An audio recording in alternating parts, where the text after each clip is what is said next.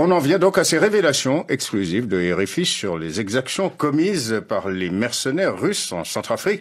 Ces membres du groupe Wagner, présentés comme des instructeurs, ne sont pas censés prendre part au combat, mais en réalité, ils sont en première ligne sur les fronts aux côtés des forces armées centrafricaines. Bonjour Florence Maurice.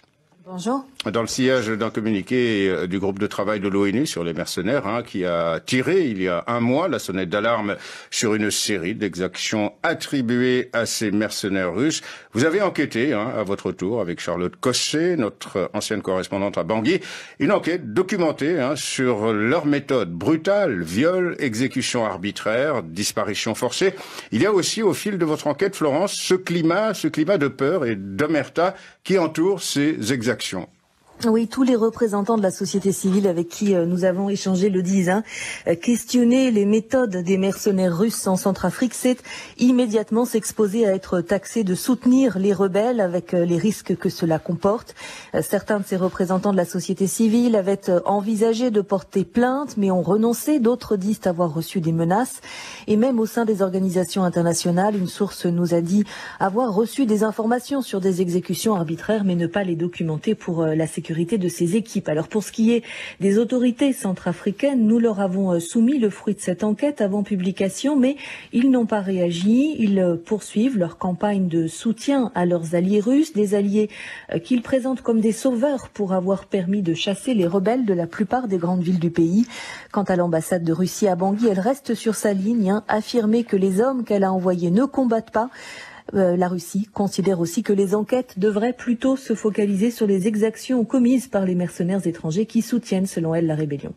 Voilà. Alors cette présence russe, de mercenaires russes, suscite également un malaise du côté de la MINUSCA, autrement dit la mission de l'ONU, de quelques 10 000 hommes déployés en RCA, Florence. Oui, au sein de la mission, on documente en partie ces exactions. Les rapports existent. Nous en avons consulté plusieurs pour cette enquête, mais ces rapports sont pour le moment maintenus confidentiels et cela suscite des critiques sur le silence de la mission. On se rappelle qu'en décembre dernier, le chef de la MINUSCA, Mankordiaï, au cours d'une interview à la télévision sénégalaise, avait soutenu la version de Moscou selon laquelle les renforts russes seraient en effet des instructeurs déployés légalement. Mais depuis ces dernières semaines, son discours s'est infléchi puisque, souvenez-vous, le 9 avril sur RFI, il avait annoncé des enquêtes sur les allégations d'exactions attribuées à ces mercenaires russes et cela constitue un changement notable. Florence Maurice, en direct dans Afrique Midi sur RFI. Merci à vous.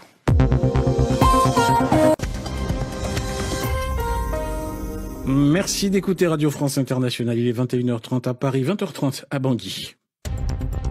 Afrique Soir, Zéphirin Quadio. Bonsoir à toutes et à tous. Réaction ce soir des autorités centrafricaines à une enquête inédite menée par RFI sur les exactions présumées commises par des mercenaires russes contre des civils. Nous entendrons le porte-parole du gouvernement centrafricain dans un court instant. Oui, à Bangui, les autorités ont vivement réagi à la publication aujourd'hui d'une enquête inédite menée par RFI en République centrafricaine. Cette enquête concerne en effet les exactions présumées commises par des mercenaires russes contre des civils. Le 31 mars, le groupe de travail des Nations Unies sur l'utilisation des mercenaires s'alarmait déjà des graves violations des droits de l'homme imputées à ces hommes armés. Nos deux reporters, Florence Maurice et Charlotte Cosset, ont eu accès à des documents confidentiels de l'ONU qui font état notamment de tortures, de viols et d'exécutions arbitraires extrajudiciaires. Elles ont rencontré des victimes de ces exactions. Le porte-parole du gouvernement centrafricain, Ange-Maxime Kazagui, se dit surpris par la méthode utilisée et met en cause le bien-fondé de ces accusations.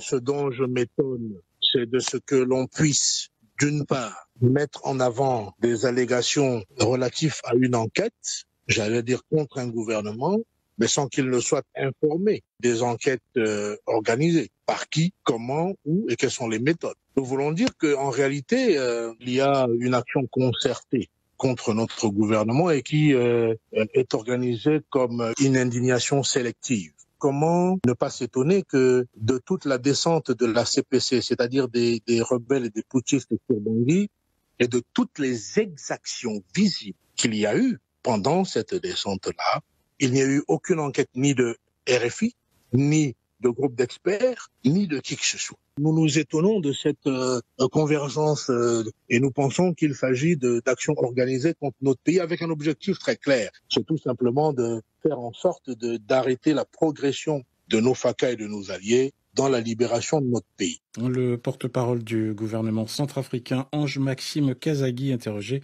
par Edmond Sadaka. Et puis le gouvernement centrafricain qui a cependant décidé l'ouverture d'une enquête judiciaire pour, dit-il, faire la lumière sur cette affaire. Quant à la Russie, elle vient de réagir très vivement, elle aussi, par la voix de son ambassade à Bangui. Elle évoque de fausses nouvelles qui, je cite, servent les intérêts des malfaiteurs qui complotent pour renverser le gouvernement. Le communiqué met en cause aussi l'authenticité des témoignages recueillis. L'enquête complète de Florence Maurice et Charlotte Cosset est à retrouver sur notre site internet www.rfi.fr.